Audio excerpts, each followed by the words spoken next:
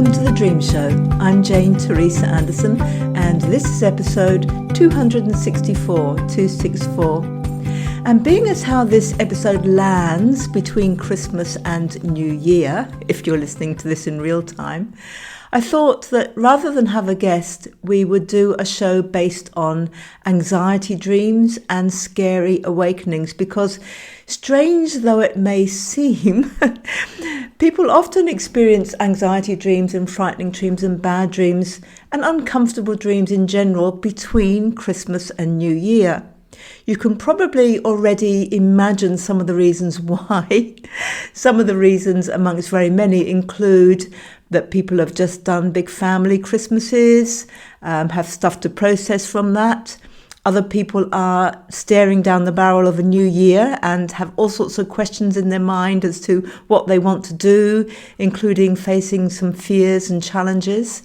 And other people are kind of just a little bit up in the air, maybe taking time off work and reconsidering all sorts of aspects of their lives. So although we can have absolutely wonderful and inspirational and uplifting dreams during this period, and other people may not dream at all because they're not getting enough sleep, it's commonly a time of year when people do have quite a few bad dreams. And I thought that to dedicate an episode to this might just give you some insight, some tips and techniques that you might need to deal with those bad dreams and to begin a fresh new year and ready for some much more inspirational and uplifting dreams.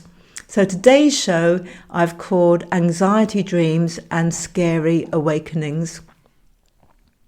So why do we have bad dreams and how can we stop them?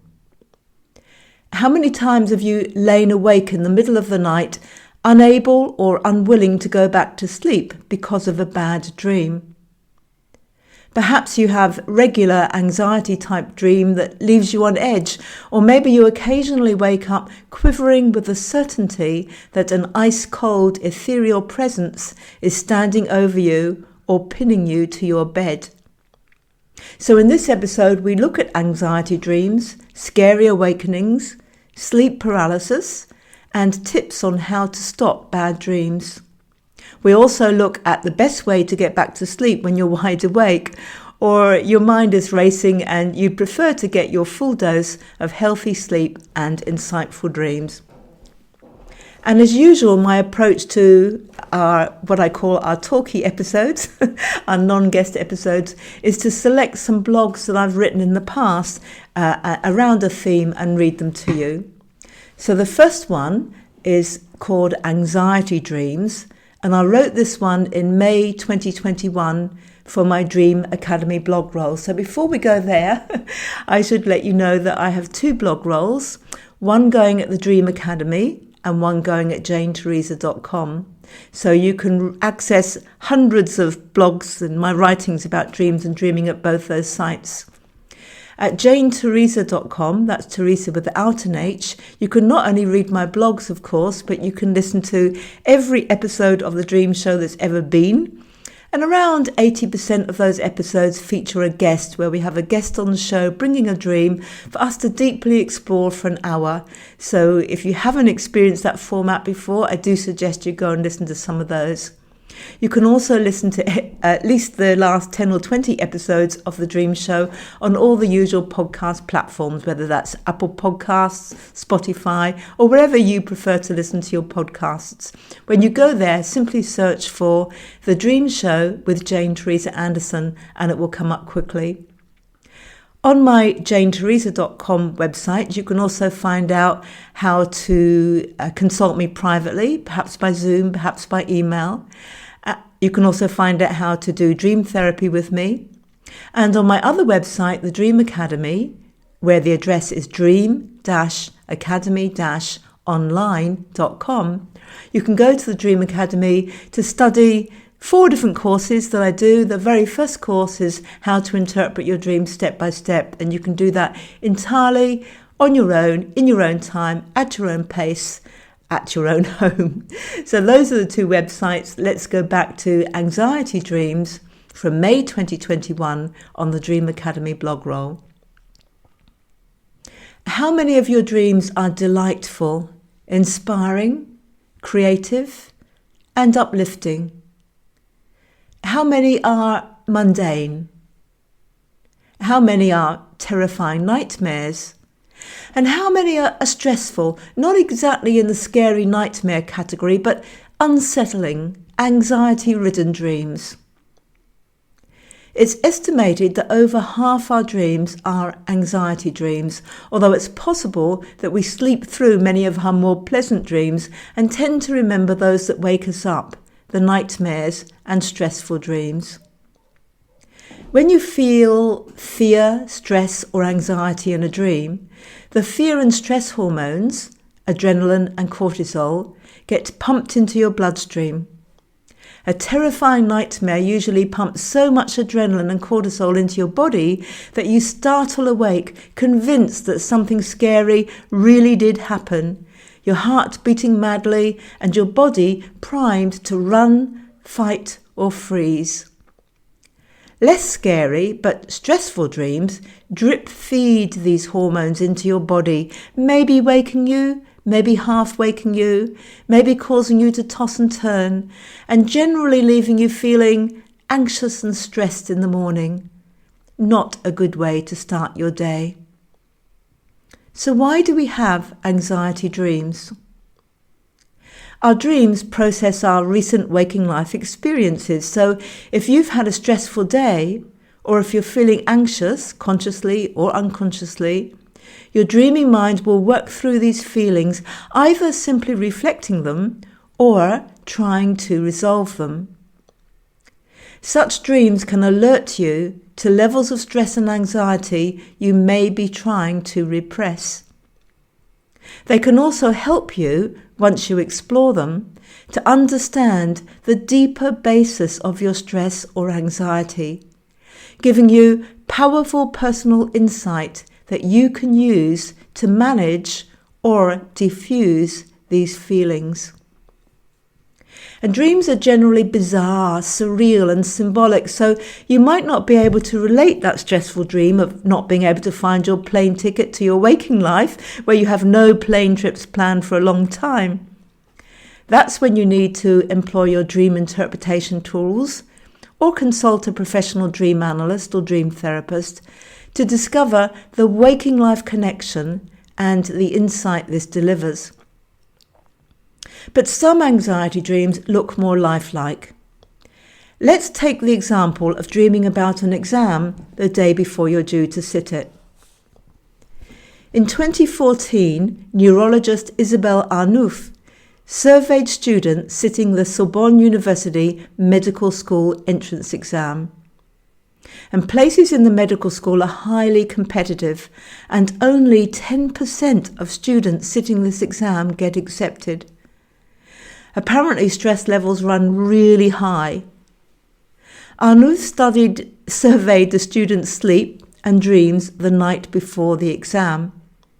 And she found that just over 60% of the 719 students who responded to the survey reported dreams about the exam, and 78% of these dreams featured problems such as being late or forgetting answers. Now here's the kicker. Students who reported an exam dream on the eve of the exam performed better in the actual exam than those who didn't report an exam dream. It also turned out that the frequency of exam-related dreams over a period of time also predicted success.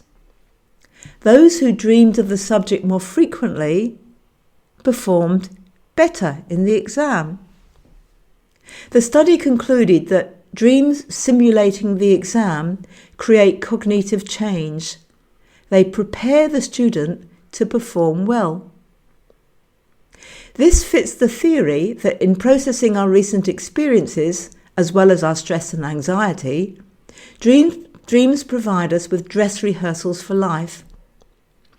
And yet, while this may sometimes be true, I wonder whether students who were particularly stressed in the exam study were motivated to study and do practice papers in the weeks leading up to the exam, so that they were in fact more prepared through study rather than through their anxiety dreams. Anxiety dreams are very common and usually recurring. Recurring dreams reflect recurring waking life situations. If these dreams were rehearsals training us for success, wouldn't they stop once we had learned the skills? Whether or not anxiety dreams are dress rehearsals is still hotly debated. In the meantime, how can we handle these anxiety dreams? One of the troubles with anxiety dreams is that they can disrupt our sleep. It can be difficult to get back to sleep when those adrenaline and cortisol hormones are racing around, making you alert and hypervigilant, or are just plain stressed and anxious. And lack of sleep after such a night can lead to a more challenging day, triggering more stress and anxiety to be processed in the following night's sleep. One quick tip, if you are awoken by an anxiety dream, is to engage physiological calm by breathing in for a count of 4 and out for a count of 6. Repeat this about 10 times, in for 4 and out for 6. You can change the count numbers. The key is to breathe out for longer than you breathe in. And make sure you feel comfortable doing this. So no stress or strain, just easy breathing, focusing on breathing out for longer than you breathe in. And take those breaths right down deep into your belly. This changes the physiological state of your body by engaging your parasympathetic nervous system, which imparts calm. But don't just dismiss these dreams as being, oh, that's just an anxiety dream. There's so much insight to be gained from exploring and interpreting your unique anxiety dream. Insight that provides you with the tools to both manage the anxiety and resolve your unique underlying issues. And the next blog I've chosen to stay on our topic is one called Sleep Paralysis and Scary Awakenings. And this was one that I also wrote for the Dream Academy back in April 2020. So if after listening you want to read the written versions, then go to the Dream Academy at dream-academy-online.com. Go to the blog and go to April 2020 where you'll find this one, Sleep Paralysis and Scary Awakenings. And bear in mind, this was written in April 2020, so we were in like the first month or two of the pandemic. When you wake up feeling a dead weight pressing on your chest and you can't breathe and there's a haunted feeling in the room, is there a ghost around? I was asked this on a recent radio show, and I realised in what's been a run of media interviews about dreams during COVID-19 that variations of this question keep coming up. There are no ghosts in the room, no spirits to lay it to rest. So let's put your mind to rest instead. Actually, the story begins with falling asleep. And one of the first things that happens is that your body is put to rest. Not just resting and drifting off to sleep. As you enter sleep, your brain switches on a mechanism that inhibits your motor muscles from moving much apart from the odd twitch. This is known as sleep paralysis, and its function is to protect you by preventing you from getting up and acting out your dreams. Your eye muscles are the only motor muscles that retain full movement, as you'll notice when you watch someone sleeping through their REM, their rapid eye movement, phases of sleep. And once you start dreaming, your mind is far from rest. It's very active, processing your recent experiences and wrapping them up in dreams, but your body is very much at rest. Under normal circumstances, when you wake, your brain switches off the sleep paralysis mechanism, and by the time you've finished dreaming and opening your eyes, your body has recovered its full mobility, give or take the need for a bit of a stretch after laying still for much of the night. But When you wake up suddenly, usually from a scary dream, or a noise in the room, or your alarm going off while you are deeply asleep, there can sometimes be a lag between your mind waking up and your body shaking off the sleep paralysis. So you can find yourself partially alert, but unable to move your body. And naturally, this can feel terrifying if you don't understand what's happening. As you lay there, unable to move, wondering if you've had a stroke, you may begin to feel a heaviness on your chest. And if your mind is still half awake and half dreaming, you may perceive this sensation as a person, a ghost, or a heavy object holding you down.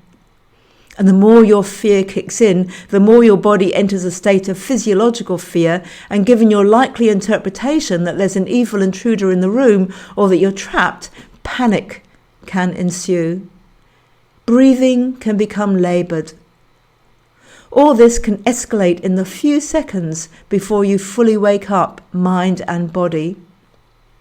Or you might drift off back to sleep and continue dreaming the theme, since the function of your dreams is to process your experiences. But what if this situation is compounded by actually seeing a ghost or spirit in your room, or sensing its evil presence? Can you trust what you see and feel? Well, let's go back to the sudden awakening. If you are jolted in a dream into a state of partial wakefulness, partly awake, partly still dreaming, and you open your eyes, your brain may interpret your dream as happening in your room, not inside your mind. It's as if your dream is wholly or partially projected onto your surroundings, and this is known as hypnopompic sleep. It's a type of hallucination.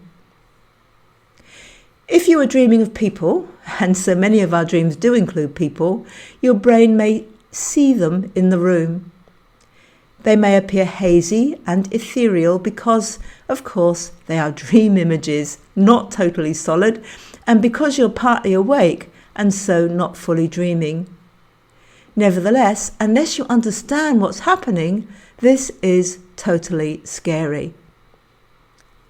It often happens that you have both experiences combined, the ongoing sleep paralysis combined with a partial awakening, eyes open, sensation of ghosts in the room, horror. And this can escalate into dreaming or hallucinating the ghosts or ghouls pressing down on your chest, holding you down, which can ramp up your physiological panic response no end. The cure? For all of these experiences, knowledge is power. Tell yourself that there are no ghosts in the room and there's no one holding you down. Tell yourself that your sleep paralysis will release its hold within a few seconds. Open your eyes wider, moving into wakefulness to stop drifting back into dream. Your panic and fear will begin to resolve. And when you can move again, get out of bed and walk around for a minute or so before going back to bed if this dream happened in the middle of the night. The experience can be even more terrifying if it was a scary dream that caused you to wake prematurely, because your body will be already pumped full of fear and stress hormones. Remember, when you feel fear or stress in a dream, your body is flooded with fear and stress hormones, so you are in a real state of physiological fear or stress to begin with. And if you still have the memory of what was happening in your dream, and you start to, quote unquote, see it playing in your room, it can up the scare stakes. Again, the cure is to tell yourself the sleep paralysis will release, and there are no ghosts or evil intruders in your room. If you can, take deep breaths. If your chest is in panic mode, tell yourself that it's easy to take some deep breaths. There's one angle we haven't explored, and that's dreaming of being paralyzed or dreaming of seeing ghosts. So I'm not talking about sleep paralysis or premature awakening. I'm talking about a normal dream, a normal scary dream, about being unable to move or about seeing ghosts or being haunted. If you're not aware of your sleep paralysis doing its job and keeping you safe while you dream, these dreams are symbolic and need interpretation, as all dreams do. It's beyond the call of this article, which is really about sleep paralysis and hypnopompic hallucination, but some ideas to explore if you have these kind of dreams include fears or feelings of being stuck and unable to make decisions or take actions, or feeling mentally or emotionally paralyzed. Fears and feelings and beliefs about being trapped or held back. Feelings of being haunted by whatever memories the ghosts represent. That these are just a sprinkling of ideas. Every dream is unique and personal, but you can learn the art and science of how to interpret your particular dreams, and if you want to do that, go to the Dream Academy, dream-academy-online.com, to do the first course, How to Interpret Your Dreams Step by Step. So why was I asked about sleep paralysis and seeing ghosts in the bedroom in recent weeks so much during the early part of the pandemic? Well, the COVID-19 period brought up a lot of intense emotions, fears and anxieties for most of us, and these are nightly processed by our dreams. Many of those dreams are scary, since they're processing fear and drenching our bodies in those fear hormones, sometimes snatching us out of sleep so suddenly that we are stranded with sleep paralysis and ghosts in the room. But now, you know what to do if this happens to you, don't you? And the last one I'm bringing to you for today's episode on anxiety dreams and scary awakenings is, how can I stop bad dreams and nightmares? And this one was written in December 2020 for my other blog role, the one on Teresa.com. How can I stop bad dreams and nightmares? Why do we have bad dreams? Should we pay them attention? How can we stop them?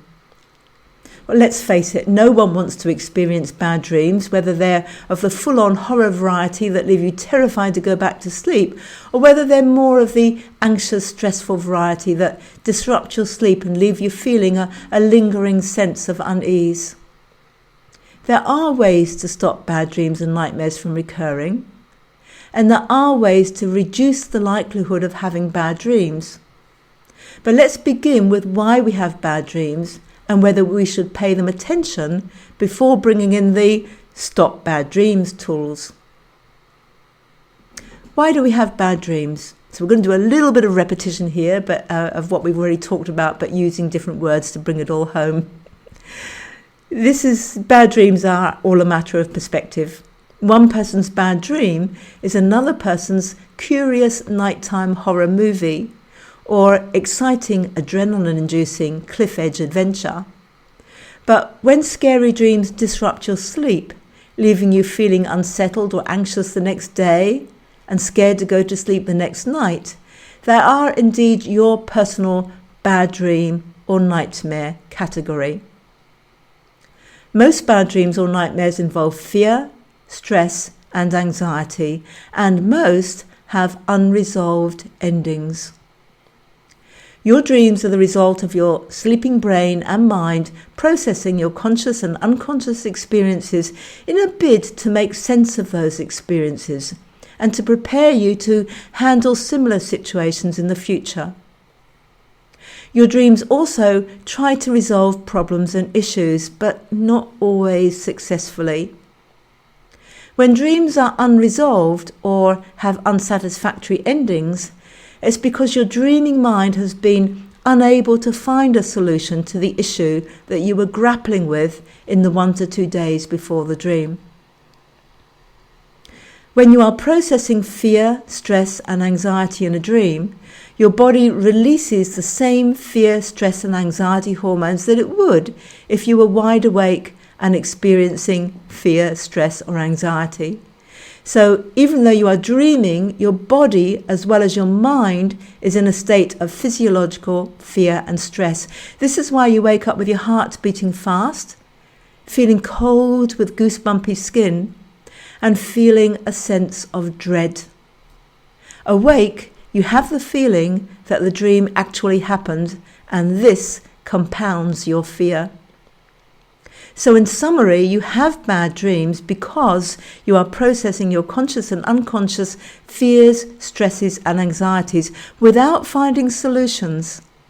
And the bad feeling is compounded because your body and mind is drenched in the actual hormones these feelings induce.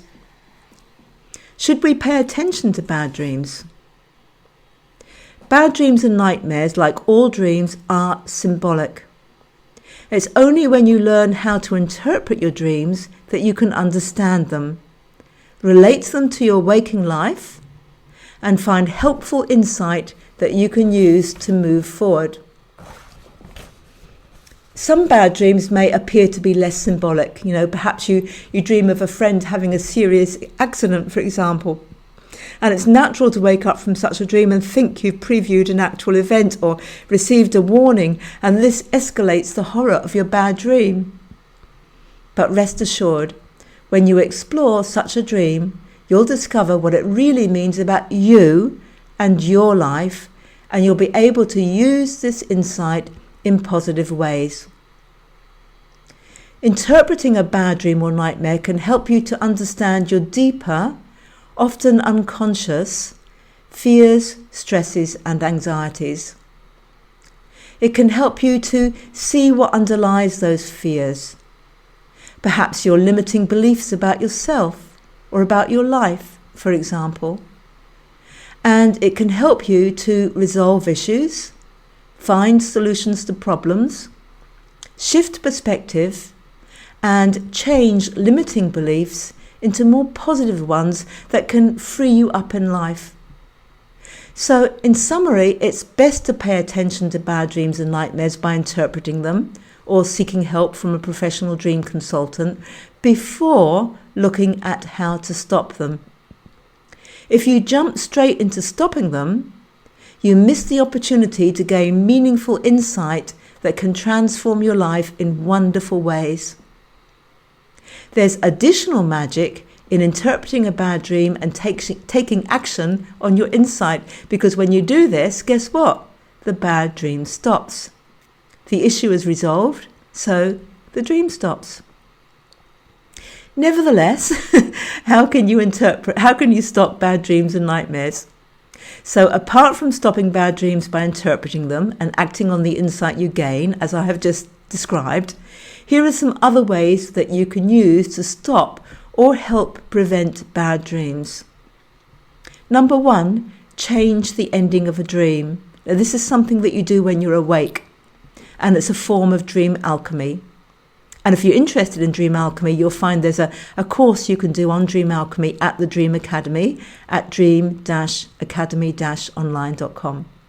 So changing the end of the dream, a form of dream alchemy. What you do is, when you are awake, you rewrite the dream with a positive ending. Now, this of course works best if you've already interpreted the dream, but there's still value in this method without interpretation. There's only one thing to bear in mind. In your rewrite, don't kill anything off or make anything disappear. Instead, transform whatever is negative or bad into positive or good. So, for example, if your bad dream was about falling off a cliff, rewrite a version where you find a safe path. Or rewrite a version where you fly. If your bad dream was about finding an evil monster hiding in a cupboard, rewrite a version where you find a loving little puppy in the cupboard. Then visualize your rewrite over and over again while you are awake. Your dreaming mind will take the cue to change the dream. And even better, your unconscious mind will take the cue to find a safer path or to face your demons and find something precious in their place.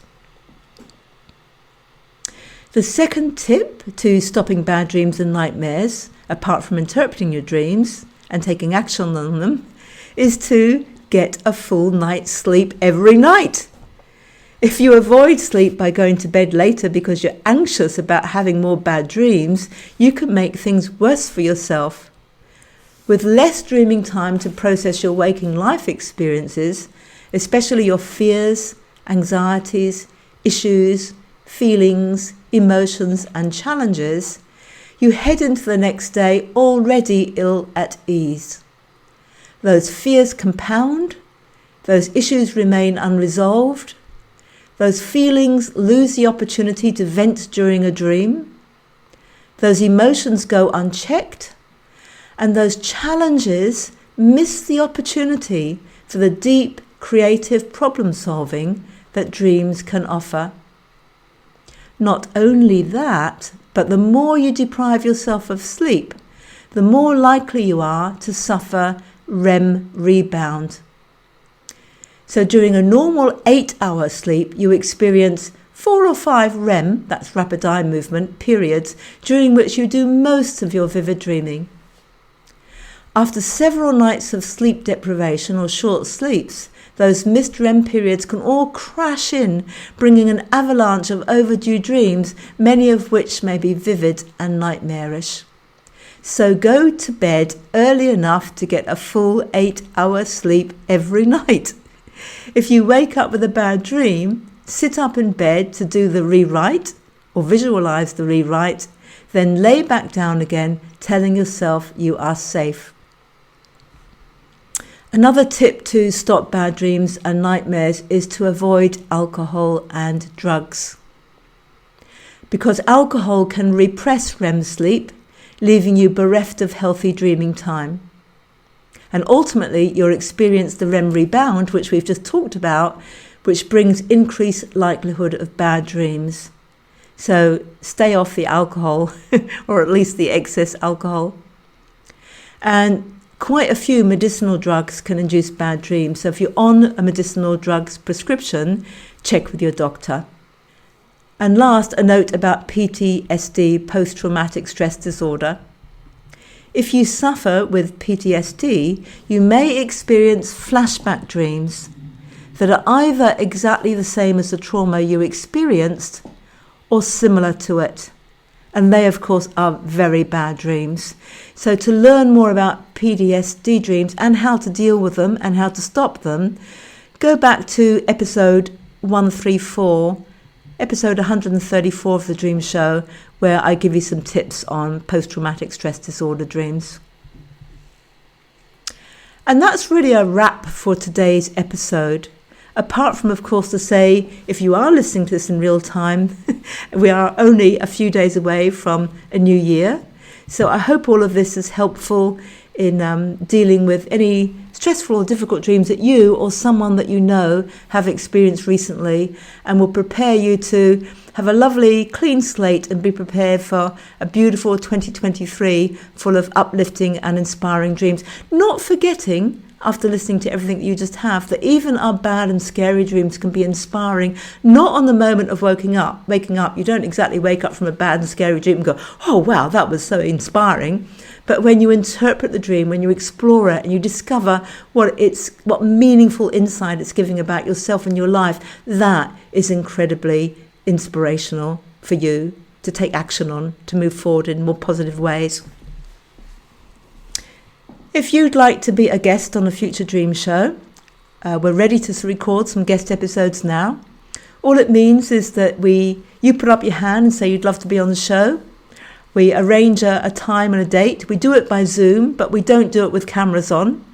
We do that to preserve our bandwidth and to give you some confidentiality and privacy, because it's not like doing a one-on-one consultation with me where we usually have the cameras up and can see each other. For the Dream Show, we let you have some privacy. So we contact you by Zoom. And the thing is that we bring you on and I know nothing about the dream. You surprise me by whatever dream you bring to the show. And we spend the next 45, 50, 55 minutes exploring your dream and working out what it means in your life, how it relates to your life, and what insight and meaningful positives you can take from it. And of course, you do this as a volunteer so that everybody listening can get the feeling for how to approach their own dreams. And also, as is often the case, whatever dreams we bring to the show usually resonate with a lot of people. So we learn a lot from listening to other people's dreams and how they reflect their lives. So if you'd like to do that, if you'd like to be a guest on the Dream Show, go to janeteresa.com. Remember, that's Teresa without an H. Go to janeteresa.com, go to the menu, go to Podcast the Dream Show. There's a drop-down box, and one of the things on the drop-down box says Be a Guest on the Dream Show. It's only a very short form to fill in. It's something like your name, your email address, and tell me a couple of sentences about why you'd love to be a guest on the Dream Show, but don't tell me your dream, something like that. So really quick and easy to pop that in, and we'll contact you and give you a date and time to bring you onto the show with much deep appreciation. Thank you for listening to yet another episode of the Dream Show. The next episode, if you're listening, is 265, which comes out on the 26th of January 2023, if you're listening to this in real time. Have a lovely month of end of December, beginning of January till we meet again. I'm Jane Teresa Anderson.